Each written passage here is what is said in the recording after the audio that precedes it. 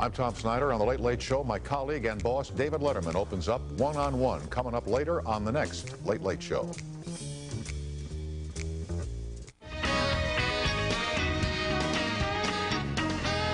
I like them boys. Ain't they good? The Matthew Sweet. Oh, man. You know what I got to mess about that song? Eight endings. I love that 8 endings on that song. Indeed. They're terrific. My thanks to Marv Albert and Billy Crystal. Do me a favor now. Stay tuned for Tom Snyder on The Late Late Show. One of Tom's guests tonight, me. That's right. I'll try and screw up his show, too. Thanks for watching.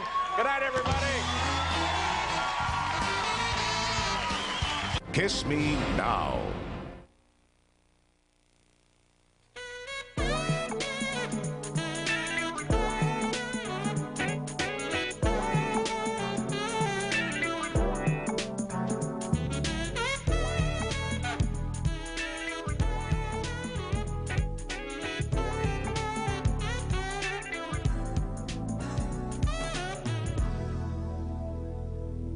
Good evening, folks, and welcome back, everybody. I'm Tom, and this is the simulcast up and running now for May the 24th, 1995. And tonight's only guest on this program is my colleague and partner in the CBS late night schedule. That'd be David Letterman.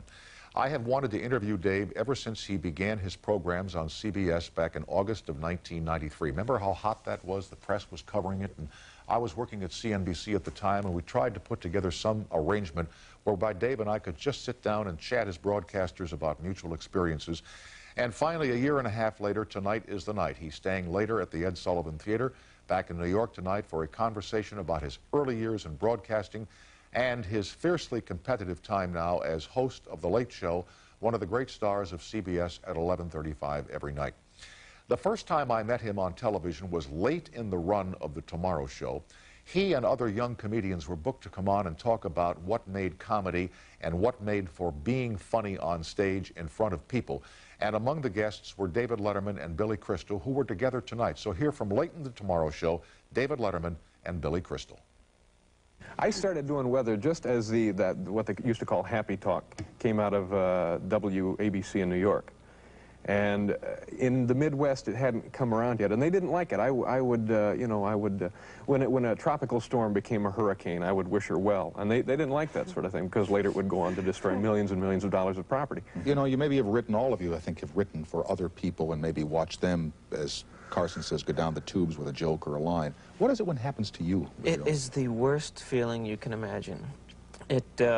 When you feel that you're being rejected by 500 people all at once, it's a little heavy to take, you know. And you start getting this sweat that people call a flop sweat.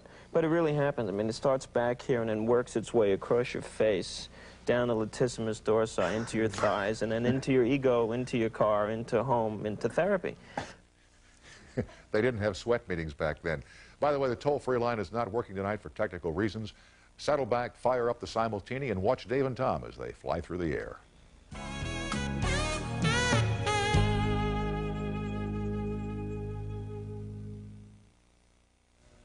And now, having just finished his nightly program and joining us from the Ed Sullivan Theater in New York, here is David Letterman. David, thank you for staying up late and doing our show tonight. Welcome.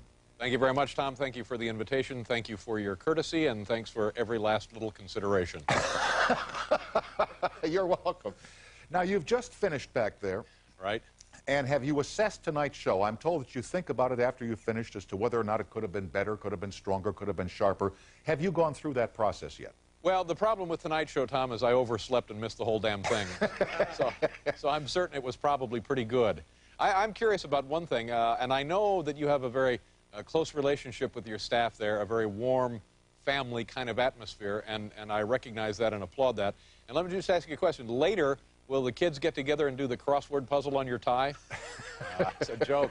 Settle down. Let's not go down this road, please. I noticed that tonight there was a delay after your first segment in which it seemed to take forever to get the program back up online here in California. What happened there? What was the problem? I have no idea. The best we're hearing now, the reports we're getting from a couple of the top boys at NASA, who, by the way, are always standing by whenever we take the air, it was ball lightning, Tom.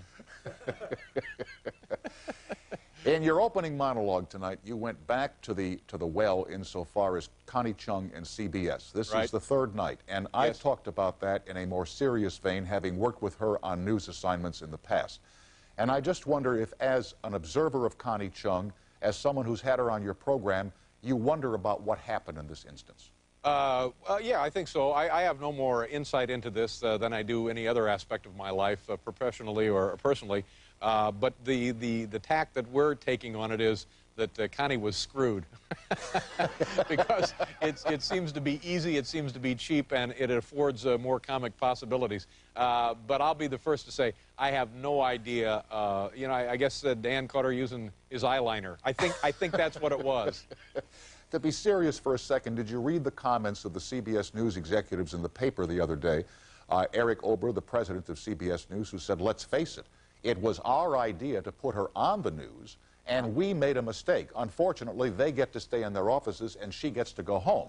That's the sad part of being the talent. Yeah, you know, it's not a mistake. I wish these guys would stick to talking about lesbians in golf, because that, you know, that's far more entertaining. It's not a mistake at all. Here is a woman who has been in professional big league broadcasting, I don't know, 20 years, and so to regard that decision as a mistake is not true, not accurate. So, but beyond that, I don't know. I always thought the world of Connie. I thought she was very nice.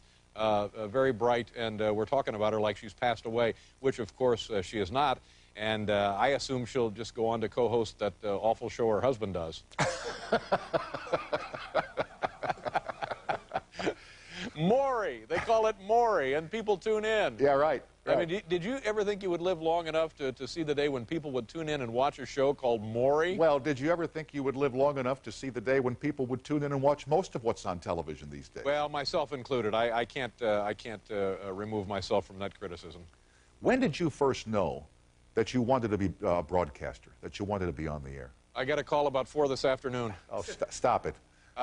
You know, when I was a kid, when I can remember the first television we had at the house, and it was, you know, because it was interesting, up to a period in my life, there was no television. We had no idea what it was. And then one day, I guess, you know, Dad got one that had fallen off a truck or something. And the next thing we know, there's this big mahogany box the size of our garage in the living room. And you know... Dave, you're fading out here. Something is happening. Something bad is happening. Well, I'm certain that's my fault as well, No, Tom. it's not your fault as well, but I'm just concerned as to whether or not it's troubling. Just stop talking. Thanks. Oh, excuse me. We're going to fix our little problem here and go right back to David Letterman at the Ed Sullivan Theater in New York, so you folks enjoy this time out. We'll be right back.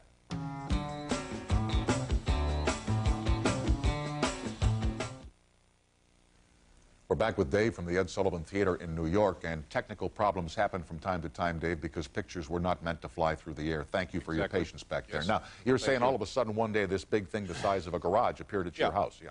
And then, so for the first 7 or 8 years of my life, we were not watching television, and then suddenly for the rest of my life, I have been watching television, and at some point in that experience, I decided, well, hell, maybe I can do that, because I really couldn't do anything else except mow the yard once or twice a summer. And what a beautiful lawn we had. Did you have the opportunity at all to go to a radio station or a TV station and hang out as a kid? I mean, I used to go out as a 12-year-old all the time and hang around the television station. Well, it's interesting because the sheltered existence that was mine, I had no idea how you got from being a regular person, not certainly that I would flatter myself in those terms, but how you could go from just being whatever you were doing to being on the radio or on the television. And when I was a kid in high school, there was a radio station, a top 40 radio station that came to the city, and they operated with a glass front, so you could see the control room and the disc jockey and the engineers and whatever, right on one of the main streets in town.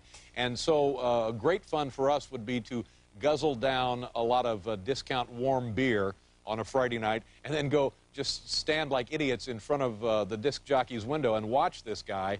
And to me, you know, that was a great insight. It was huge magic to watch this man work and talk and cue up his own records and play the commercials. And that really was when I thought, oh, man, if I could, you know, do that. Yeah, just do that for a living, sure. Yeah, but I don't want people driving by looking at me full of warm beer, but every other aspect about it.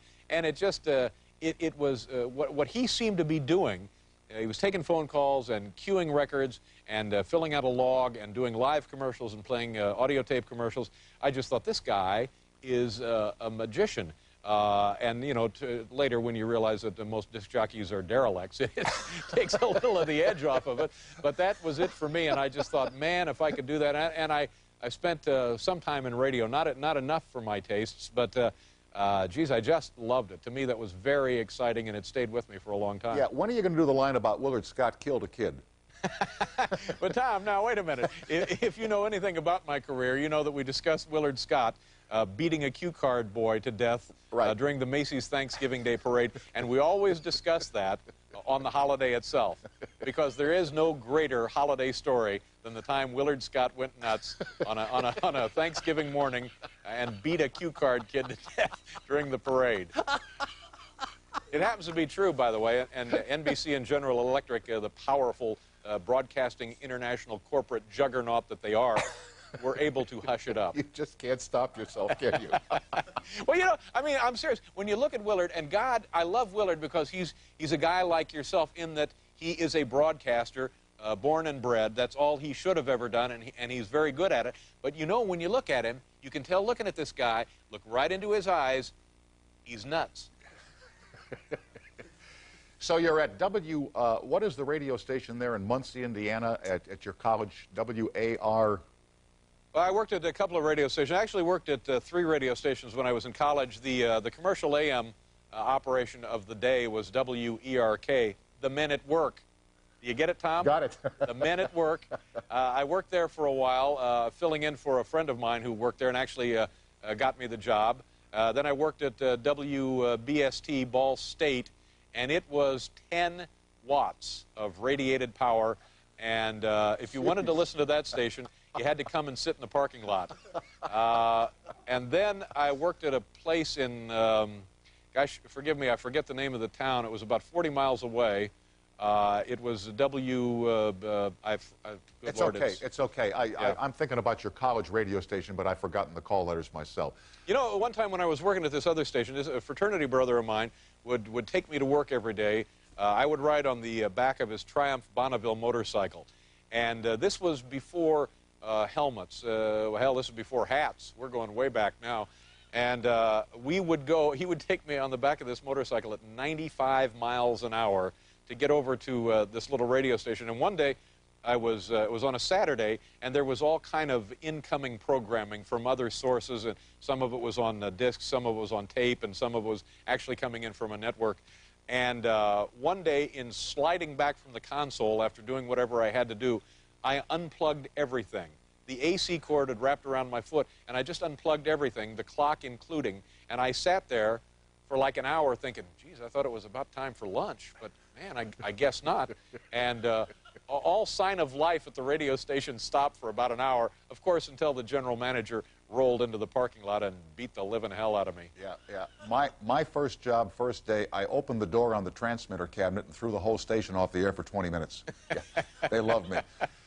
So, and I could never, you know, you were also supposed to, you'd have to have a third-class license. And that's all that was a little, they'd send you a booklet, you study, it's like 40 questions. Yeah, the restricted radio telephone operator's license, That's right. And then if you were really good at what you were doing, you got the first-class phone, and this was, you had to go to West Point for a couple of years to study for this examination. It was impossible, and so I only got the third class, but you were, with the third class, you were supposed to be able to know how to take transmitter readings. And the transmitters in those days, and I have no idea what they're like now, were so complicated that to get a reading off of any one of a half-dozen meters required a very complex procedure that I never understood or mastered. So for every radio station that I worked at where I was responsible for taking transmitter readings, I just made them up. Yeah, exactly. It was much easier. And I was just, so I think, and by the way, who knew? Well, you know, the guy in the FCC car, you know, said, well, you know, he was here in June, for God's sakes. What if the guy comes back? You're screwed, buddy. And I just thought, I hope to God I get fired before the FCC examiner rolls in again. I'm told that when you were at those radio stations, I read the Rolling Stone piece on you over the holidays last year. Fascinating, wasn't it, Tom? Yes, it was. I loved every chapter of it. A real page-turner, wasn't it? Yes, sir. Yes, sir. But they said that you had this disparaging attitude about Muncie, that you dumped all over Muncie when you were on the air in Muncie. Well, how can you not, for heaven's sakes? It's Muncie, you know. We're not talking about Paris exactly I know, here. But you seem to take great delight in dumping all over everything, no matter where you go. I mean, you had a field day with the Titanic tonight. my line might well have been that the Titanic only went down once, but yours was very, very good. But where does this come from where you are compelled to disparage gently and with humor the venues in which you find yourself? Well, I think it's not limited to the venues in which I find myself. And by the way, I consider myself to have been quite lucky because I've had great experiences in broadcasting. And it's the only thing I've ever wanted to do in my life. And how many people can say that they've worked most every day of their adult life in something they really, really have always wanted to do. So I felt very fortunate in that regard.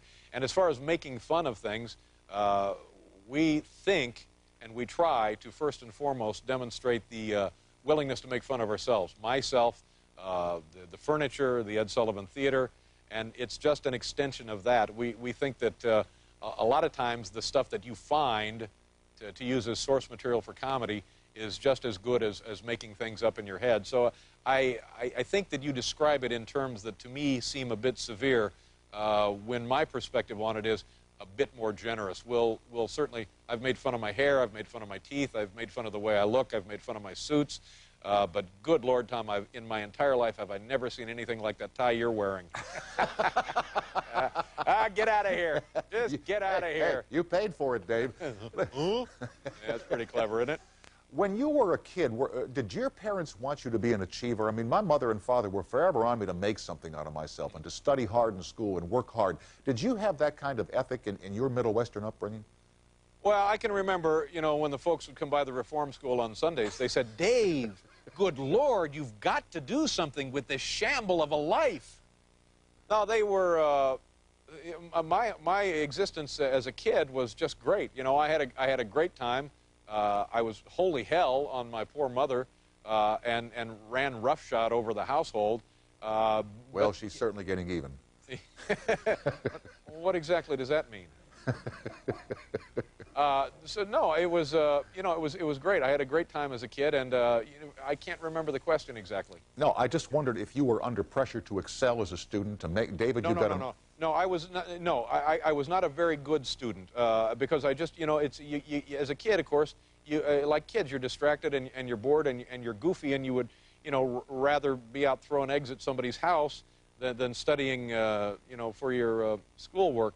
I didn't do very well, and it was an endless source of frustration to my parents in particular, because they thought, well, you know, if you don't get good grades, which I never really did, what will become of you? And I think about that now, and all I can do is laugh. Me too, same thing. I flunked college, and my parents were fearful that I would never amount to anything, and of course, look what happened. Well, you know, it's interesting because a lesson that I have learned in my life, and I don't pretend to have learned many, or certainly not all of them, but a lesson that I learned in high school, because I was a certified dweeb in high school, and also in college, more or less. You know, that doesn't represent the be-all and end-all of your life. You know, you play 162 games a season, and just because you drop a few early on the road doesn't mean, well, I have no idea what I'm talking about now. Doesn't mean the season's over. Have to pause. Chatting with David Letterman from the Ed Sullivan Theater in New York, back after this timeout.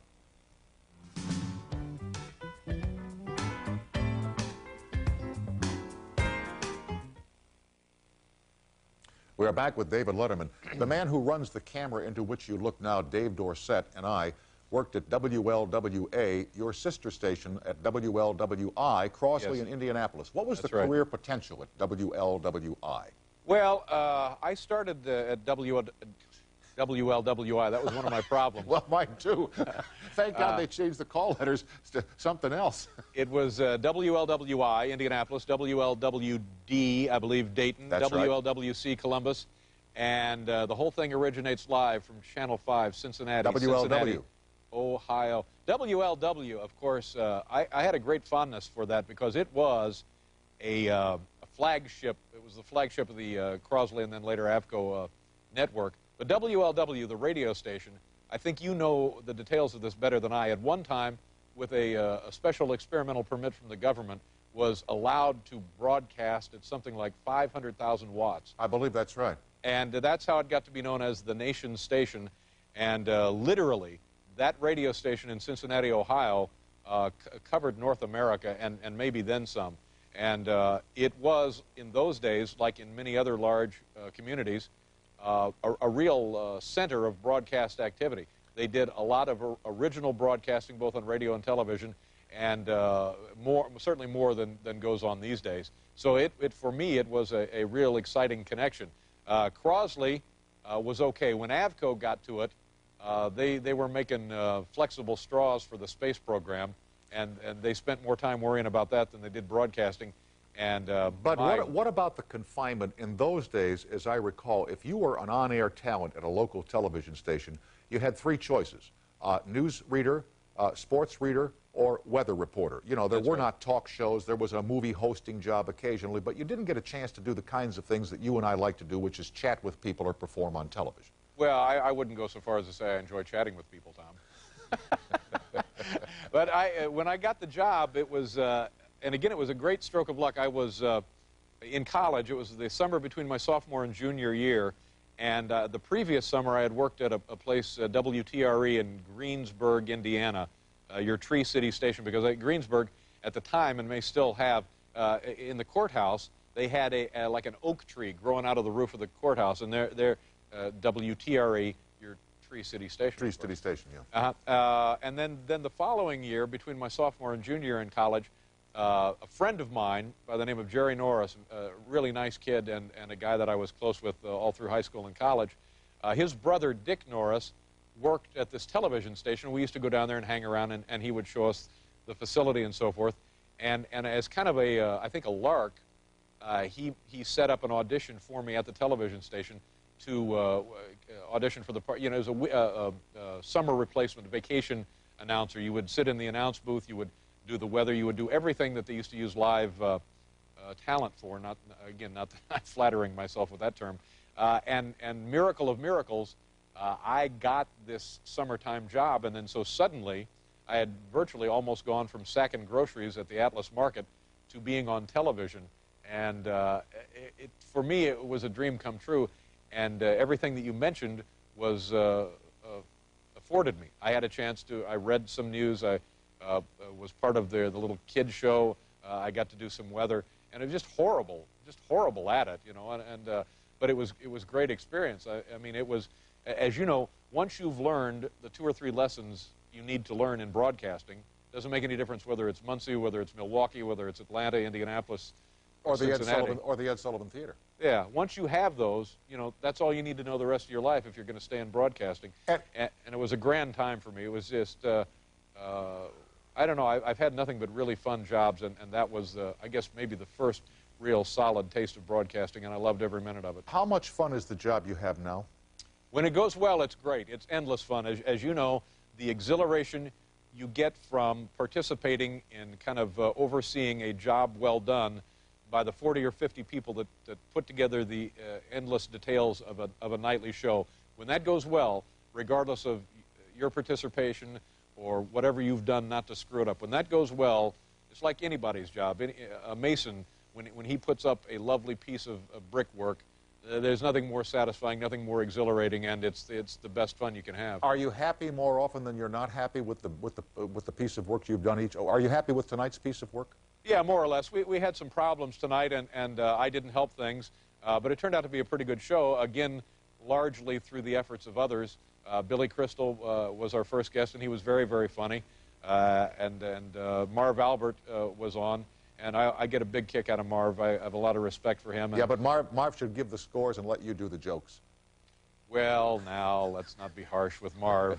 But so, yeah, so I think that despite my ineptness tonight and despite some other problems that are going to happen every few months or so, yeah, I think it turned out all right. Why do you keep referring to yourself as inept? Why do you keep saying it's all my fault? Well, the night that I was with you last April, when you leaned over and you said to me, gesturing to the studio audience, "These people all hate me." Is that just a front, or do you really believe? You can't believe that, for heaven's sake.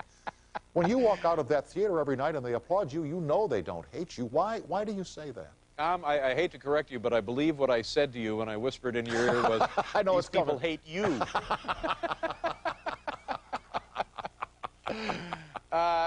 You know, there's, I don't know. I've thought about this for a long time, and the best analogy I can come up with here, it's like running a small restaurant. And you come to the restaurant and work in the kitchen all day long, preparing the best food possible. And some nights the people are going to enjoy it, some nights they're not going to enjoy it. And I feel the ultimate, consummate sense of responsibility that everything that goes wrong, the blame for everything should and will be and can be placed in my lap. I'm not doing this for free. And I feel like if I don't justify in my own mind each and every night the very best effort to take the hard work of the men and women who work on this show each day and make it into something as good as the ingredients or a little bit better, you know, then I ought to be given the check back. You know, I'm speaking metaphorically, of course, because every time a chance in hell, I'll be given the checks back. You, Dan Rather, and all. I mean, yeah. So I just feel like if things go well, that's great. Things are supposed to go well. If things don't go well, I feel like it's my fault. We're with David Letterman. We will continue after these brief messages.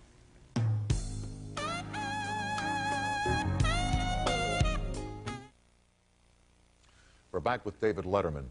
In the definitive book about the transfer of power on The Tonight Show and your move from NBC to CBS, it was written that David Letterman felt he had to reinvent himself for the 11:30 time period, that he had to do something different from what he did at 12:30.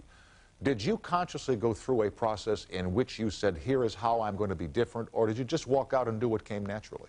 Well, you know, we considered it at length because that seemed to be something that people were questioning us about and talking a great deal about. Well, you know, the show barely worked at 12:30. How the hell is it going to work at 11:30? And so we considered it. We'd have meetings and we'd take a rundown from the old show and we'd sit there, well, what about this? Can we still do this? What about that? Can we?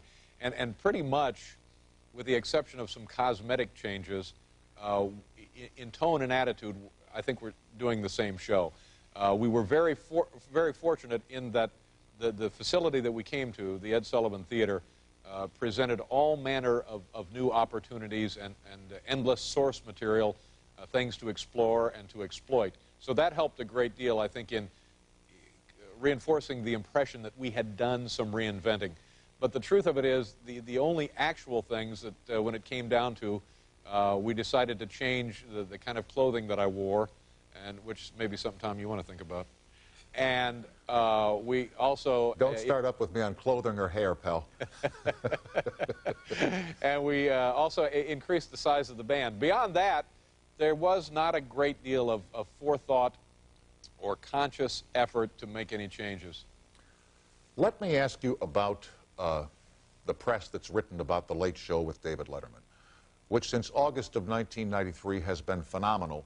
And then after the Oscar program, it began to change.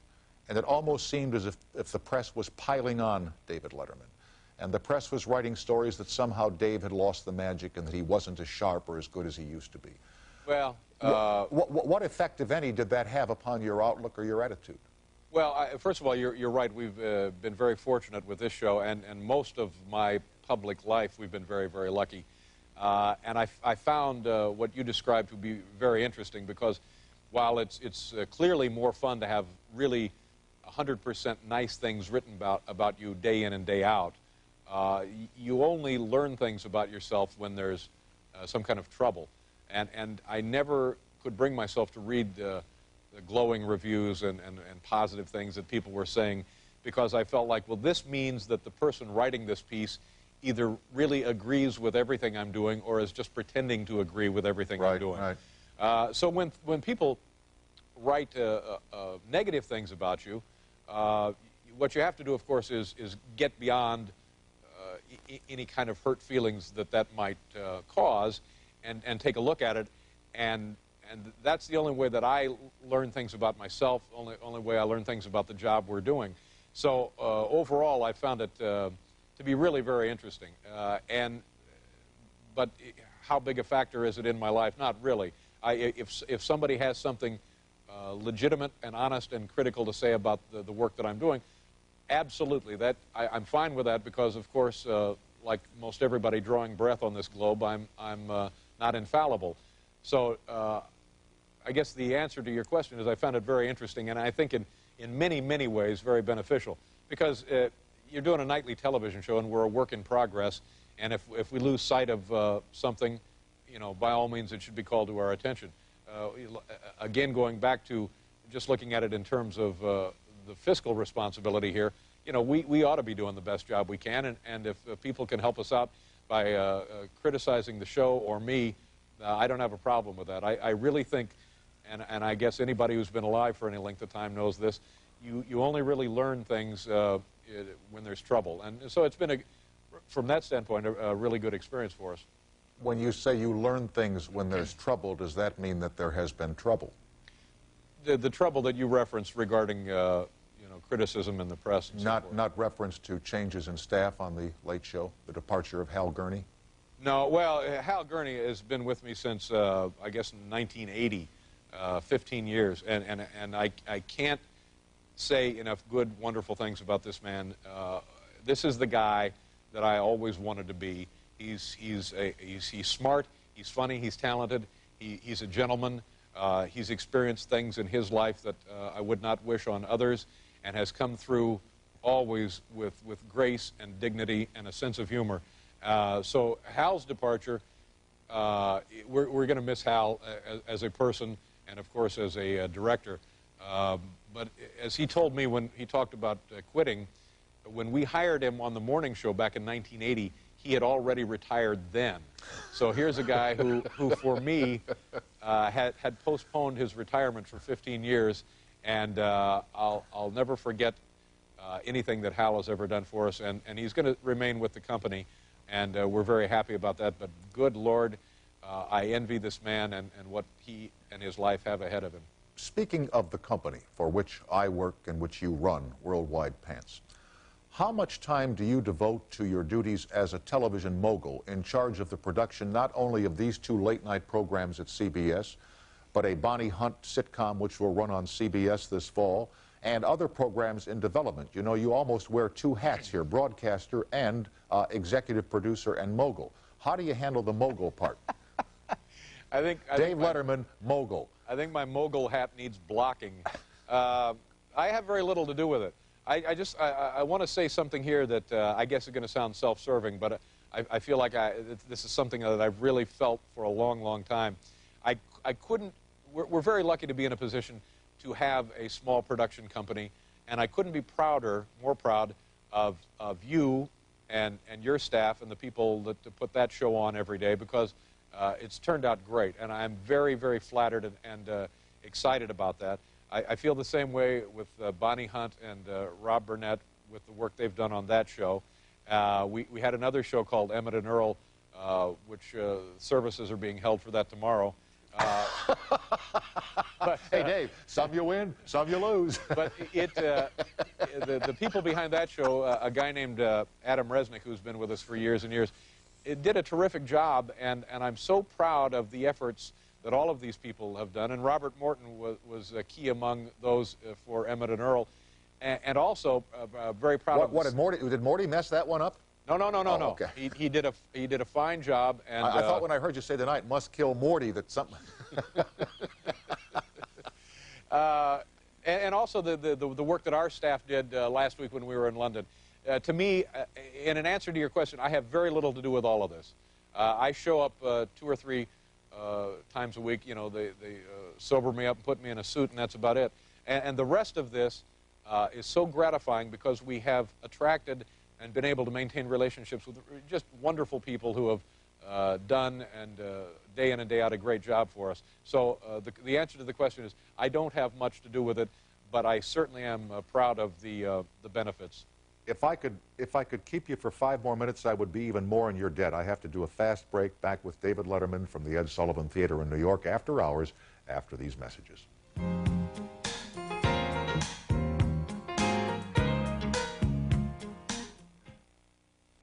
We're back with David Letterman. Let me ask you here about... Well, let me ask you, when is this show on? This seems like a pretty good thing. It's on right after your program tonight, Dave. It's on right now, pal. Hey, slick.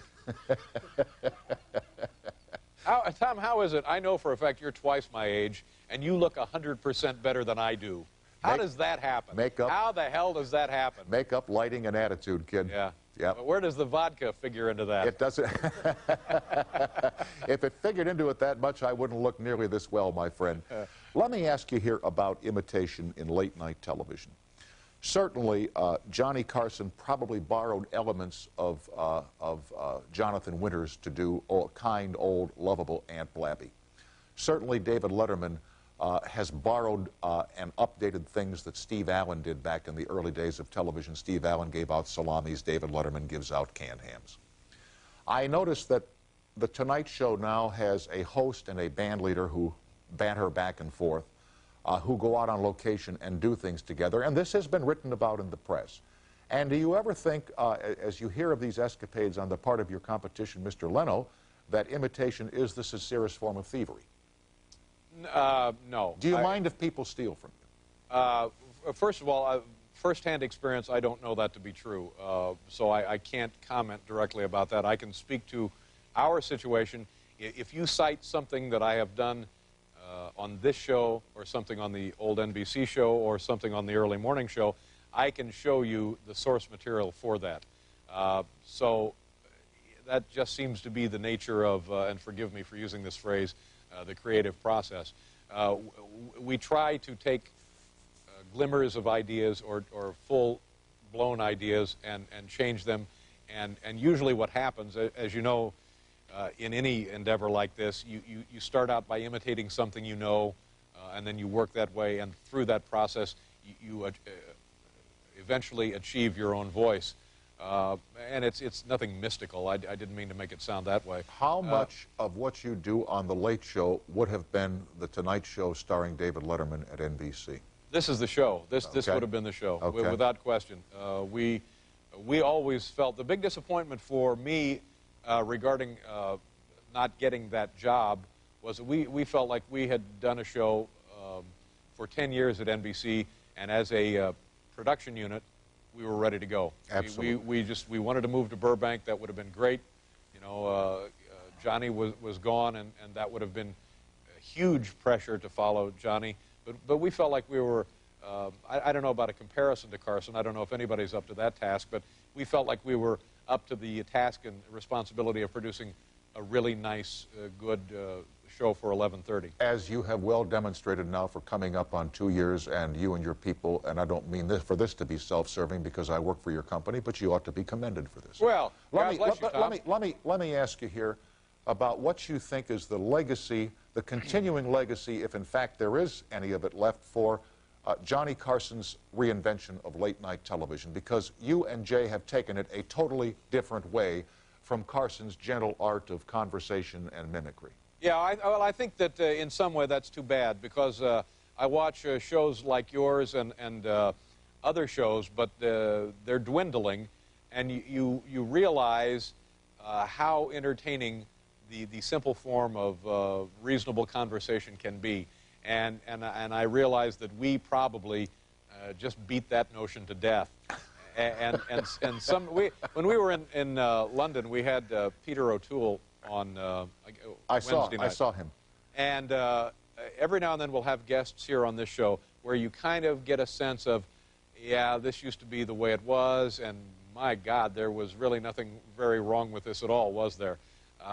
Sometimes part of the problem is, well, I don't know if it's a problem at all. We've just changed things, and you know, you feel like you've got to, you know, spinning discs of color to keep people entertained. Television's changing. It's changing, but we tend to think of ourselves here as one of the last bastions of that time when late-night television was conversation. And you're very smart to have done it, because I've watched your career, as I've told you many, many times. Well, don't tell me again, then. I saw you on the first Tomorrow show, and watched darn near every one of those programs.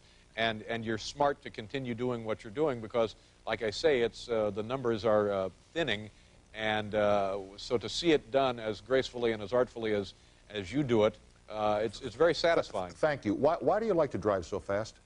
Oh, stop it. Gee, don't make me come out there and slap you silly. What the hell? I don't No, drive. seriously, why? Don't. Oh, you've never received a speeding ticket in your life? I haven't had a speeding ticket since I was 17 years old. Oh, please. But seriously, what is it about you? What is the thrill with speed? And I know you love cars, and I know you're probably going to go to the Indianapolis 500 race this weekend. Well, what is it? I will not be going to the Indianapolis 500 this weekend, but I'm very, very excited. I will now, Tom, do for you something wonderful. I will tell you the winner of this year's greatest spectacle in auto racing. Yeah. Bobby Rahal will win the 79th edition of the Indianapolis 500. And what was the other question? Oh, no, I don't speed. I got some tickets once, years ago. I know. The officers had faulty radar guns, and I'm down to time here. No. I lost my license, and now I obey all posted speed limits. Good. David, thank you so much for your time tonight, and thank you for letting us play. Now, wait a minute. Have you got somebody else coming on? No, this is it. No, it's 1:30 in the morning, David. It's time to close up shop here. Yeah, well, maybe it's time for you, Tom, but I'm just getting warmed up. I want to tell you something, buddy. I own that show. We ain't going anywhere. You understand? What do you got coming up next? Like a half-hour infomercial with Cher about makeup? No. We're staying on. Say goodnight, David. Good night, Tom. Thank you. And good night for NBC News. My thanks to David Letterman. You said it again, Tom. My thanks to David Letterman for being with us tonight from the Ed Sullivan Theater. Again, David, thank you and good night. You said NBC. Oh, did I really? Yeah. Well, no, see, remember Chet Huntley and David Brinkley? Good night, Chet. Good night, David. And good night for NBC News. Oh, that's a good one, Tom. Okay. Get off of him and get off of me. We'll be right back after these messages.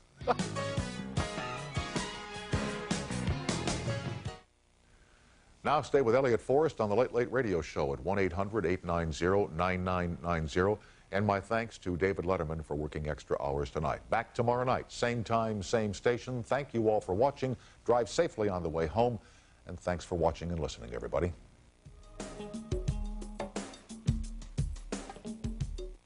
This is CBS.